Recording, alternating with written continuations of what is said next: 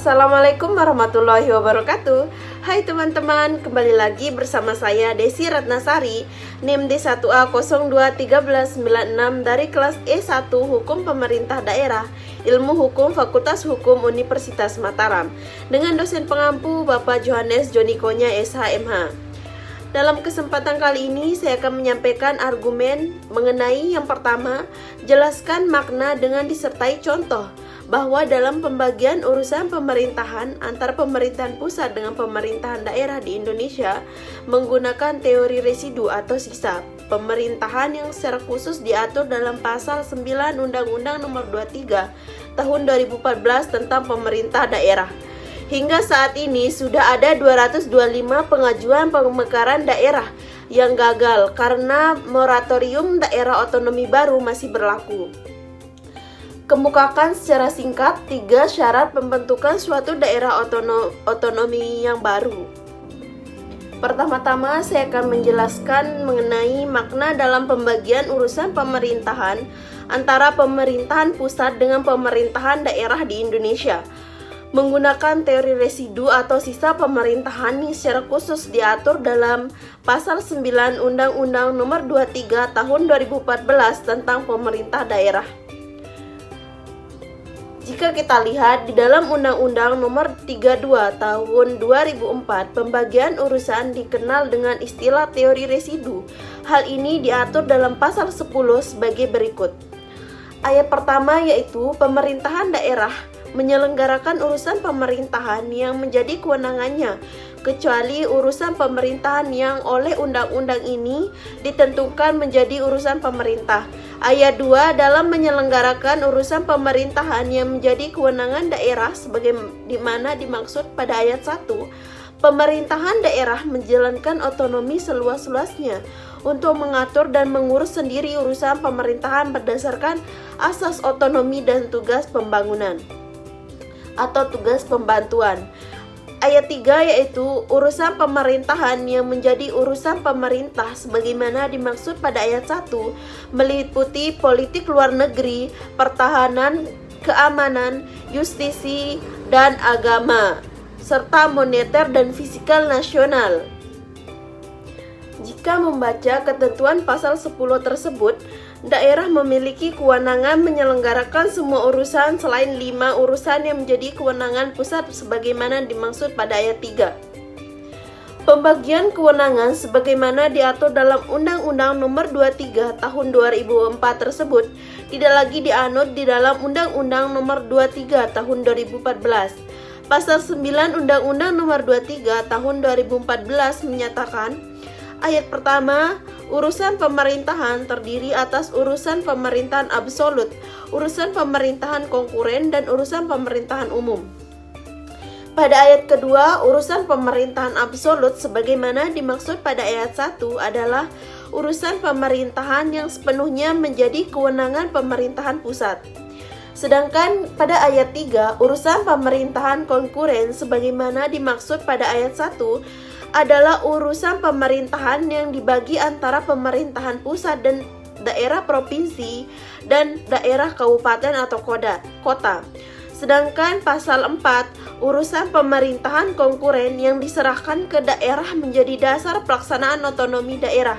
Pasal kelima yaitu ayat kelima yaitu urusan pemerintahan umum sebagaimana dimaksud pada ayat 1 adalah urusan pemerintahan yang menjadi kewenangan presiden sebagaimana kepala daerah. Sebagai kepala daerah, berdasarkan ketentuan tersebut, daerah tidak lagi begitu saja memiliki kewenangan menyelenggarakan urusan di luar urusan pemerintahan absolut, yang artinya sebagai urusan yang hanya menjadi urusan pemerintahan pusat, bukan sebagai pembatas di luar urusan tersebut adalah urusan pemerintahan daerah.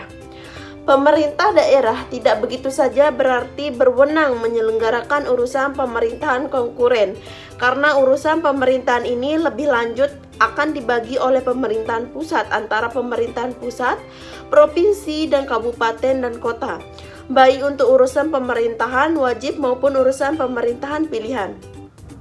Sekarang kita lanjut pada soal yang kedua terkait dengan contoh dalam pembagian urusan pemerintahan antara pemerintahan pusat dengan pemerintahan daerah di Indonesia menggunakan teori residu atau sisa pemerintahan yang secara khusus diatur dalam pasal 9 Undang-Undang Nomor 23 Tahun 2014 tentang pemerintah daerah.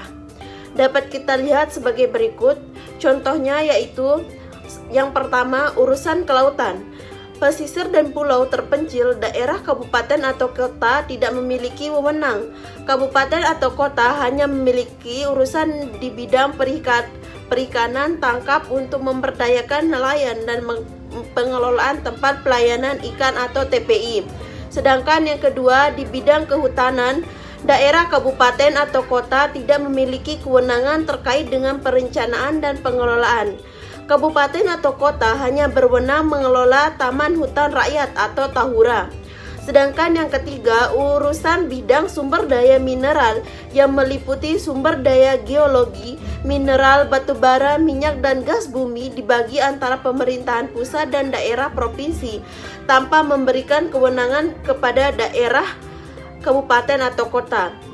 Demikian pula halnya dengan ketenagalistikan daerah, kabupaten atau kota hanya diberi wewenang penerbitan izin pemanfaatan langsung panas bumi dalam daerah, kabupaten atau kota.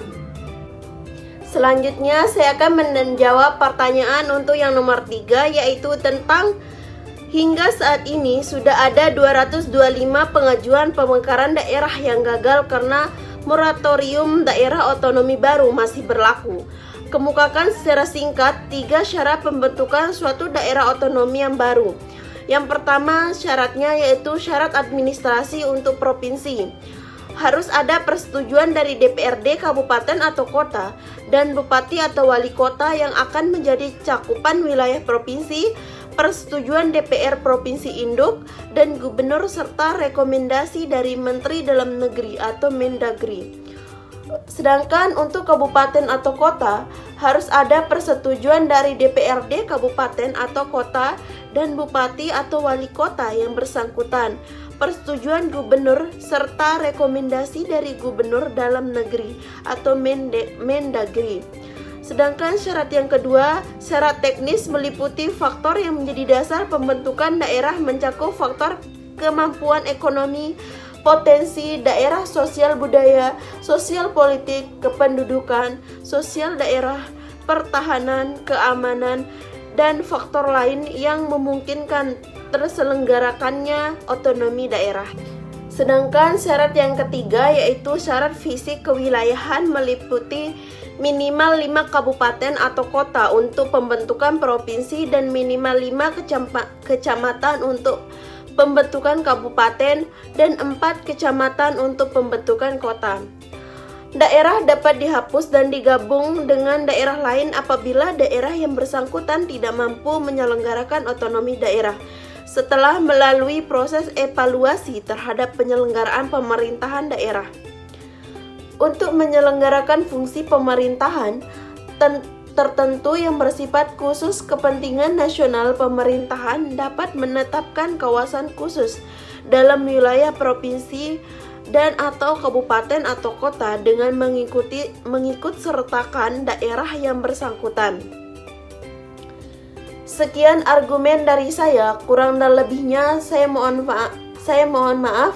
Wabillahi taufiq wal hidayah. Assalamualaikum warahmatullahi wabarakatuh. Dan semoga video ini bermanfaat bagi teman-teman. Bye bye.